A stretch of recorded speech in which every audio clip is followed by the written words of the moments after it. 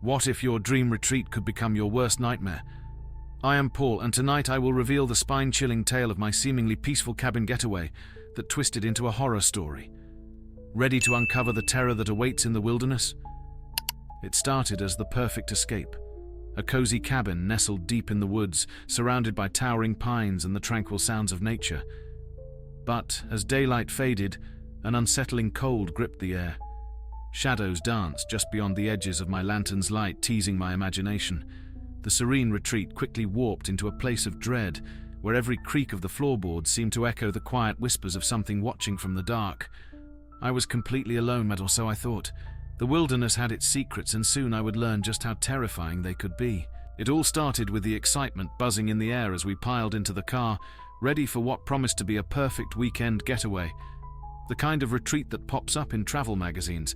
Lush green trees encircling a charming, secluded cabin deep within the woods. I remember feeling that giddy anticipation, thinking it would be just us, nature, and the serenity we desperately craved. As we drove further away from civilization, the towering trees transformed into a shimmering green veil, blocking out the world we were leaving behind. The road narrowed, twisting and bending like a snake, every curve revealing something more enchanting. Eventually, we turned off onto a dirt path that crunched beneath the tires, and the air filled with the scent of pine and damp earth. When we finally arrived, there it was. A picturesque cabin complete with rustic wooden beams and a stone fireplace that exuded warmth and charm. I could almost hear the whispers of a serene weekend, promising laughter and stories under starlit skies. But little did we know this idyllic escape would soon unravel into something far darker than we had ever imagined. Everything seemed perfect that first evening. It was just me and my friends, huddled around the fireplace, laughing and sharing stories, the warm glow casting long shadows that danced across the rustic walls of the cabin. But when the night really began to settle in, an uneasy silence blanketed everything outside. Then came the noises. At first they were faint, just whispers at the edge of the forest. It felt almost playful, as if the trees themselves were rustling with secrets. We tried to brush it off, attributing the strange sounds to some creature, perhaps a raccoon rummaging through fallen leaves. But as the hours ticked by, something changed. The noises grew louder, almost taunting in their persistence. It was as if an unseen presence was lurking just beyond the flickering glow of our lanterns. I glanced at my friends, their faces pale, eyes wide, reflecting the growing tension in the air. "Probably just the wind," someone murmured, with a shaky laugh that did little to mask their uncertainty. We all nodded, attempting to convince ourselves, yet the sounds morphed into something more sinister, a low, echoing thud, followed by sharp rustles that made it seem like whatever was outside was drawing closer. I could feel the hairs on my arms stand on end, the chill creeping deeper into my bones.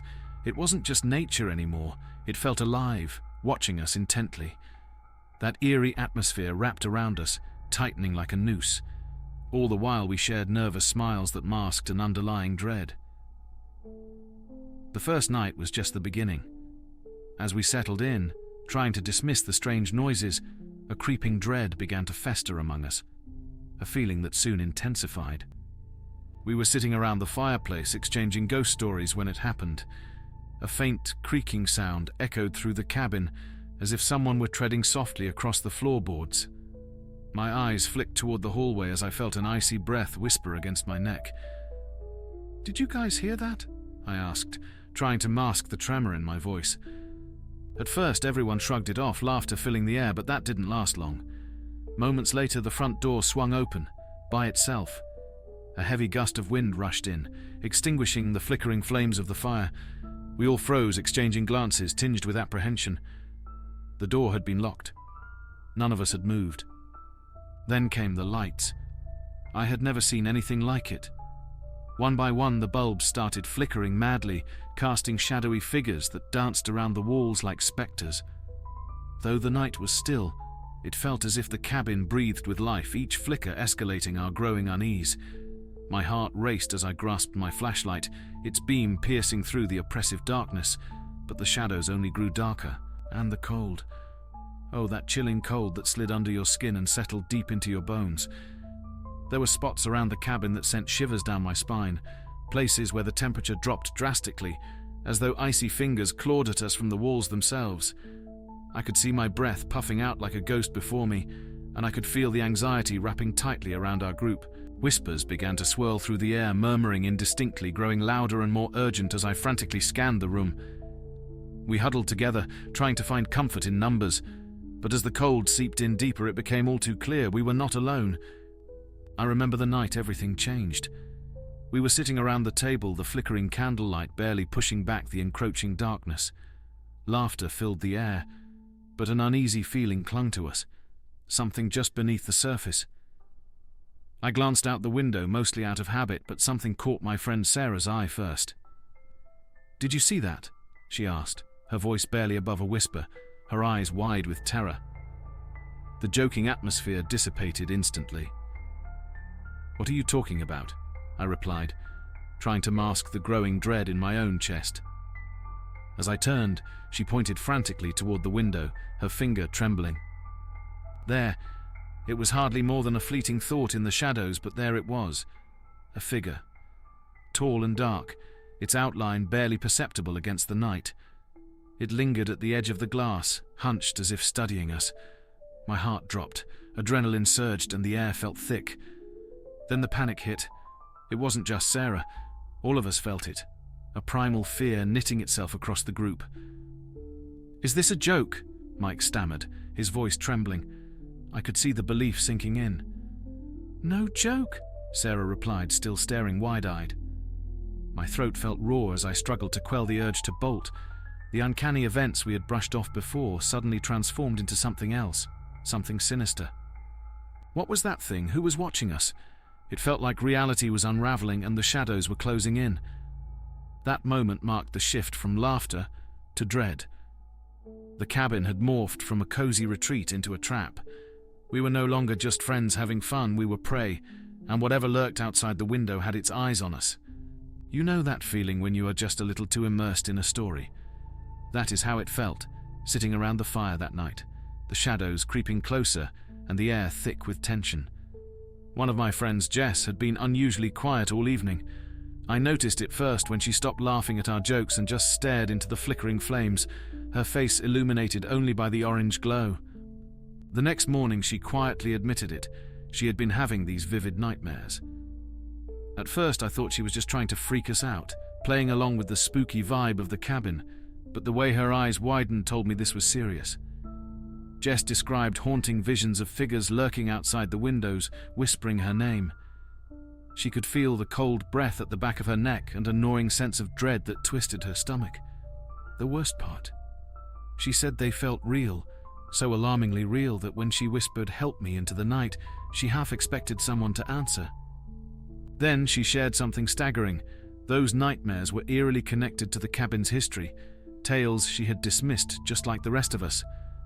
Apparently, years ago, a family had vanished without a trace, and the locals still whispered about their spirits haunting this very place, searching for their lost loved ones. Jess seemed to be at the center of it all, tethered to a dark past that none of us had fully understood. So here we were, a group of friends caught off guard, facing something deeply personal, something that stirred a primal fear in all of us. The cabin's sinister history felt less like a story and more like an impending reality. It made us question whether we were really safe here or if we were the ones who had stepped into a nightmare. You know, as the sun began its descent behind the treetops, casting long shadows that danced across the cabin's wooden walls, a heavy stillness settled over us. We were still reeling from the nightmares I had shared, visions laced with dread and despair, but nothing could prepare us for the chilling revelations that followed. As we gathered around the flickering fire, Mark, who was an avid history buff, pulled out his phone. He was determined to dig into the cabin's past, curious if anyone else had experienced what we had. At first we dismissed it as foolishness, too eager to brush off bad memories, but a nagging curiosity hung in the air, almost palpable. As Mark delved into various online forums, he unearthed a sinister history that sent chills racing down my spine. The cabin, it seemed, had a series of previous owners, everyone who had fled in terror. Each had reported strange occurrences, objects moving on their own, whispers on the wind, and shadows darting just out of sight. The most disturbing part, one family had left in the dead of night, abandoning all their belongings. What could frighten someone so deeply that they would escape without a trace? As I listened to Mark recount these stories, the sense of isolation grew. wrapping around us like a suffocating fog. The creeping realization that we were not the first to encounter these supernatural phenomena gripped my heart. Who knew how many others had spent sleepless nights in this very spot just as we were? The knowledge that we were merely the next victims in a long line of terror only deepened our fear, making me question if we would ever feel safe again. I still remember that fearsome night as if it were happening all over again. The moon hung low, casting jagged shadows through the cabin windows. The air felt thick and heavy, charged with an energy that sent chills along my spine. As the clock inched toward midnight, we gathered around the flickering fire, laughter echoing off the timber walls, a thin veil of normalcy over the growing tension. Then it began. At first it was just a soft murmur, barely perceptible, like the rustling of leaves. I brushed it off as wind, but as the minutes ticked by, the whispers grew louder, swirling around us like an unseen storm. We exchanged uneasy glances, the warmth of the fire suddenly feeling feeble against the growing dread.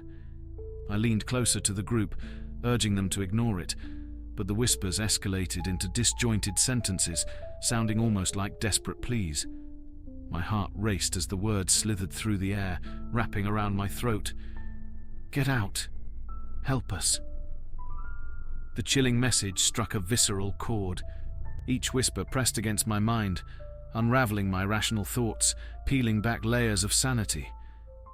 The cabin felt alive, pulsating with unseen momentum.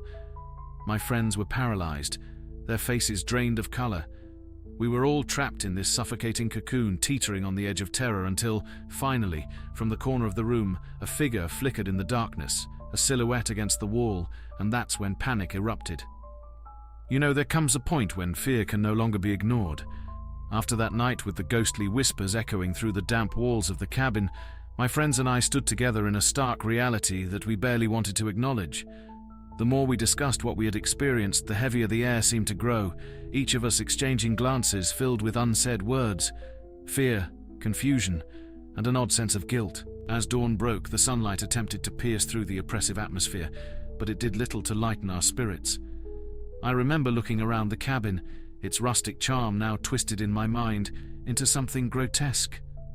The once inviting space felt like a tomb, each piece of furniture seemingly alive with memories of the shadows that had hung over us.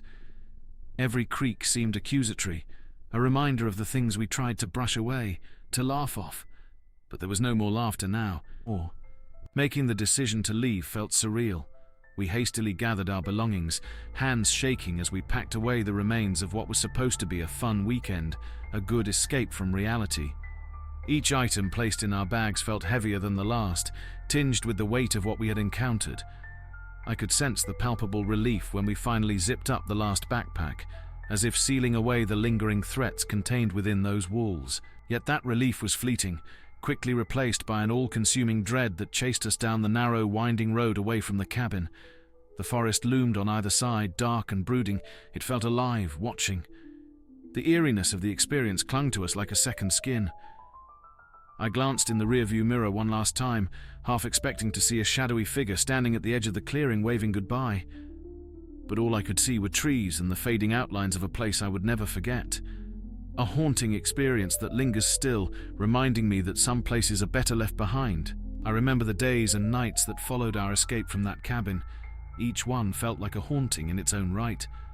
I thought I would find solace in the familiarity of home, but instead, I was greeted with a weight I could not shake. The eerie whispers, the shadows flickering just out of sight. I could still hear and see them long after I left. Every time I stepped into a quiet room, my heart would race. The shadow of those dark nights clung to me. I became hyper-aware of the silence that filled my home, and it terrified me. Any minor sound, a creaking floorboard, the wind howling outside, sent chills racing down my spine. My mind would drift back, replaying the moments of terror we had endured. I could never forget the feeling of being watched, the sensation of malicious eyes tracking our every move. It was not just fear, it was a deep-seated anxiety, an instinctive dread of solitude. I developed an aversion to secluded places. I did not feel safe anywhere that felt too quiet, too removed from the rest of the world. My friends experienced this too. We joked about how we would never go camping again, but underneath the laughter, there was a tremor of truth. Our carefree days of hiking and camping, had been replaced by an awareness we could not shake, a sense that the remote dangers we once brushed off were alive and real. I suppose that is the trauma that lingers long after the horrors fade. It is not just the memories of what we faced. It is the realization that those horrors could have easily happened anywhere. After everything we went through, I couldn't shake this knowing feeling deep inside me. It's funny how a place like that, a cabin, supposed to be a haven, can turn into a prison of isolation and dread. The shadows seem to grow longer there, wrapping around the trees like dark claws just waiting to pounce. I remember lying awake, hearing the cracking of branches outside, which somehow became louder in the silence. Every creak of that old cabin felt like a whisper, nudging at the corners of my sanity, reminding me that we were utterly alone. In remote places, the vulnerability sinks in deeper. It's like nature is watching, waiting for the moment you let your guard down. I could feel the pull of the unknown lurking just beyond the reach of our feeble flashlight beams, taunting us with what could be lurking there. The thought always crossed my mind. What if we weren't really alone? What if something in those shadows wanted in? Isolation has a way of distorting reality. We all became attuned to every little sound, every flicker of movement outside the cabin walls. The woods, once comforting, now felt like a suffocating prison, amplifying our fears and intensifying every ominous whisper through the trees. It's as if we were just waiting for that moment when the silence would break, and something would finally reveal itself. As we dive deeper into these haunting cabin stories, I can't help but think about the cautionary advice that comes with venturing into such remote places. It's easy to be swept away by the allure of a secluded getaway, the promise of nature, tranquility, and a break from the chaos of our daily lives. But let me tell you, there's a darker layer beneath that peaceful facade. Before you pack your bags for that charming cabin in the woods, just remember the eerie tales I've shared. Those stories aren't just figments of imagination. They are warnings etched into the fabric of those isolated places. There is a chilling reality out there. What seems serene can quickly devolve into a nightmare. Ensure your phone is charged and let someone know your plans, because you never know when the network may vanish, leaving you isolated, not just from civilization, but from help. And trust me, it can happen faster than you think. The silence in those woods is deafening, amplifying every creak and whisper that echoes around. Keep a watchful eye on your surroundings. Shadows can dance between the trees, and you might catch glimpses of movement just at the corner of your eye. Stay aware of the history of the area. Some cabin owners do not talk about what happened there, but you might want to dig a little deeper. You never know what sort of malevolent forces may still linger, waiting for their next guest. So next time you think about escaping to a remote cabin, carry these tales with you. They are more than just stories. They are reminders of the potential dangers hanging in the still air. The haunting atmosphere might just hold secrets better left undiscovered. After everything I experienced at that cabin, I find myself unable to view such getaways the same way ever again. Picture this. You finally escape the city, leaving behind the daily grind, the noise and the chaos, only to step into what you think is peace. But lurking in those silent woods, you're not alone. There's a weight to the stillness there, like something, or someone, watches you from the darkened shadows between the trees. That chilling presence follows you as you unroll your sleeping bag, as you sip your coffee by the dim morning light. I remember those long, eerie walks toward the lake during twilight, feeling the hands of dread wrap tighter around my chest with every step. The air grows heavy when night falls, and the sounds of nature fade into an unsettling silence. What starts as a serene retreat can quickly turn into a waking nightmare. Could it be that these places, with their idyllic facades, are simply paper-thin veils hiding unspeakable horrors waiting to unravel? Imagine the thrill of adventure twisting into the reality of a haunting. So I ask you, could your next escape descend into a nightmare you cannot escape? Just think about that the next time you feel the urge to find solace in an isolated environment. As you sit in the comfort of your own home, safe and sound, remember this: even the most tranquil places can conceal the darkest secrets. Imagine the next time you plan a quiet getaway, the echo of these tales whispering in your mind, urging you to question every creak of the floor and every rustle of the leaves outside your window. Are you truly alone? What might be lurking just beyond the shadows? If these stories sent shivers down your spine, there is more where that came from. Make sure to like this video, subscribe to our channel, and hit the bell icon so you never miss another chilling story. Dare to dive deeper into the shadows with us if you can handle it, because sometimes the scariest tales are the ones just waiting to be told. Stay curious and stay cautious.